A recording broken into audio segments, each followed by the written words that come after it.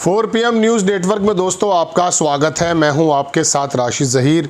नितिन गडकरी को या उनके विभाग को कल सुप्रीम कोर्ट से जैसे ही राहत मिली, नितिन गडकरी का एक बयान चर्चाओं के अंदर आ गया।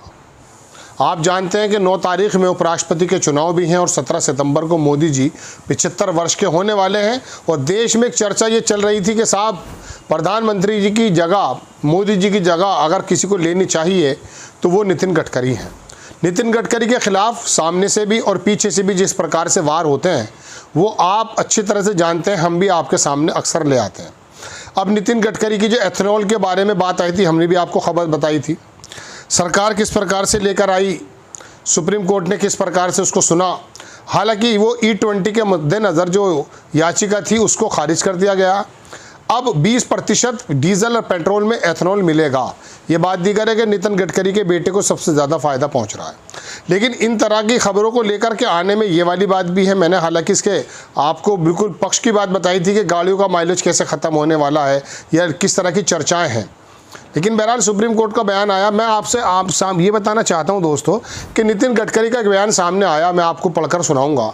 उसमें उन्होंने कहा कि जो नेता सबसे ज़्यादा झूठ बोलता है, मूर्ख बनाता है, वो सबसे अच्छा नेता होता है। किसके ऊपर कटाक्ष है?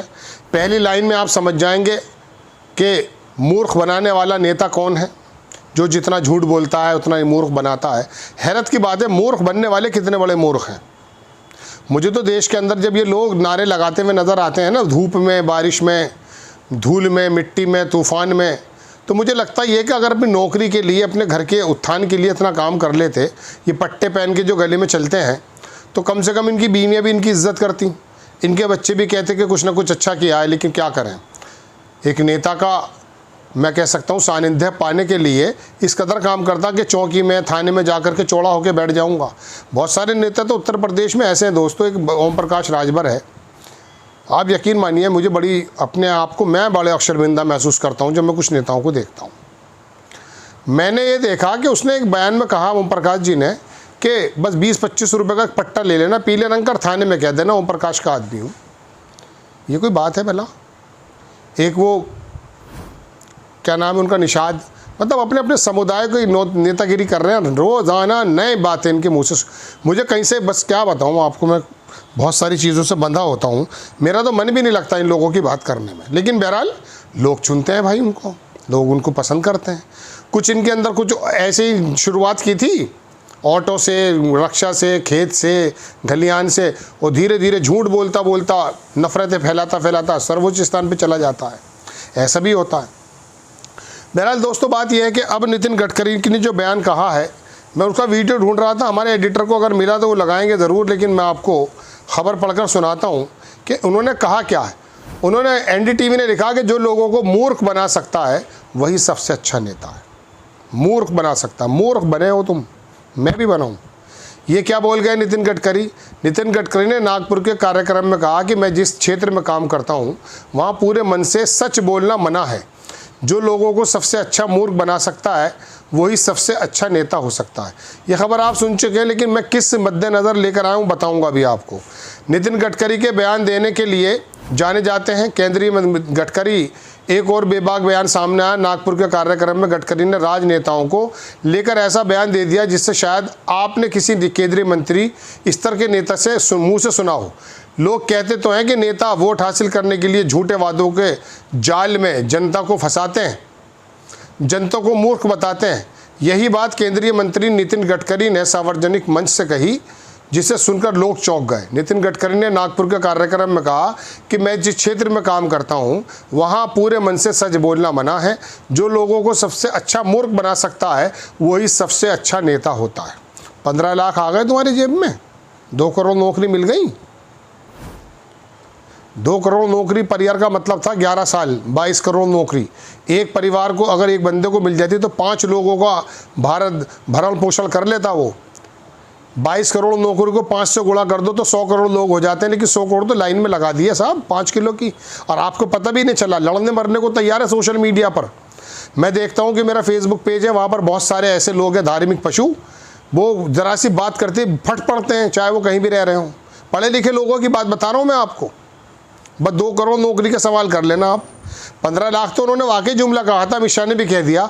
नौकरी की बात तो पूछ सकता हूँ भाई, नौकरियां ख़त्म हो रही हैं बजाय ख़त्म ज़्यादा होने के, उपक्रम ख़त्म हो गए। अभी आने दो AI, तब पता चल जाएगा। गडकरी के मुंह से ये बात सुनकर कार्यक्रम में मौजूद लोग हंसने लगे। किसी ने को भी ऐसी उम्मीद नहीं थी कि गडकरी ऐसा कह सकते हैं। हालांकि वो यहीं नहीं रुके। गडकरी ने आगे कहा, किसी भी चीज़ को हासिल करने का एक ही शॉर्टकट होता है, शॉर्टकट के ज़रिए इंसान तेज़ी से पहुँचता है। अगर आप नियम तोड़कर सड़क पर चलना चाहें तो हो सकता है कि लाल बत्ती हो या आप उसे पार कर जाएं, लेकिन शॉर्टकट का एक ये भी मतलब है कि कट यू शॉर्ट। इसलिए हमें ईमानदारी, विश्वसनीयता, समर्पण, सच्चाई जैसे मूल्य दिए हैं। जैसा कि श्री कृष्ण ने कहा कि आखिरी फैसला सत्य का होता है। किन पर कटाक्ष है? सुप्रीम कोर्ट में घसीट लिया गया, इनकी के विभाग की फाइल को आपके सामने रख दिया गया।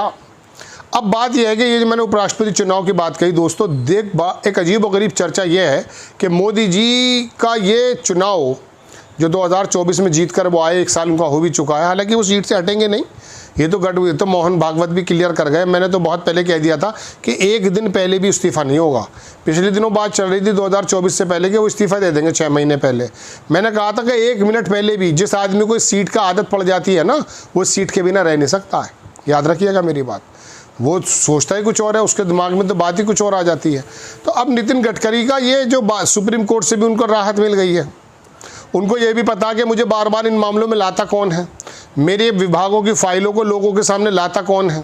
सारे विभाग शांत पड़े रहते हैं, नितिन गडकरी पे इल्ज़ाम लग जाता है इतना पैसा खर्च कर दिया।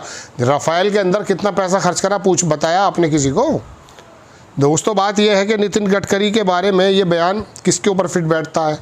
अब आप समझ लो कि मूर्ख बनाता कौन है। झूठ बोल करके मूर्ख बनाने वाला नेता, अगर किसी के बारे में भी आप ये बात लाइन आएगी तो अचानक दिमाग में अपने आप एक आदमी का नाम आ जाता है। मैं तो नाम नहीं ले रहा उसका, लेकिन आपको मालूम है किसकी बात चल रही है। उसका सब्स्टिट्यूट सबसे शानदार को नज़र आता है विपक्ष के बहुत सारे नेताओं को भी, तो नितिन गडकरी आते हैं। चूँकि नितिन गडकरी कुछ काम कर रहे हैं, इसमें कोई दो राय नहीं है, और अपने मैं कह सकता हूँ कि अहम के साथ, अपनी गैरत के साथ मंत्रिमंडल में है।